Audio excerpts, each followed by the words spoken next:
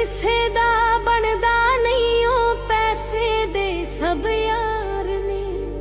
ਦਿਲੋਂ ਕੋਈ ਅਹਿਸਾਸ ਨਹੀਂ ਕਰਦਾ, ਮਤਲਬ ਦੇ ਬਸ ਪਿਆਰ ਨੇ।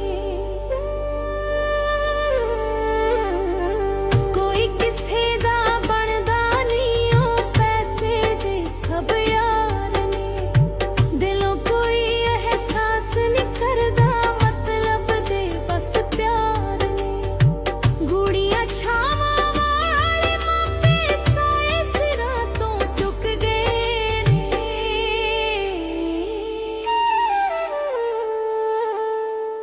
ਹੋ ਗਏ ਖੂਨ ਸਫੈਦ ਤੇ ਰਿਸ਼ਤੇ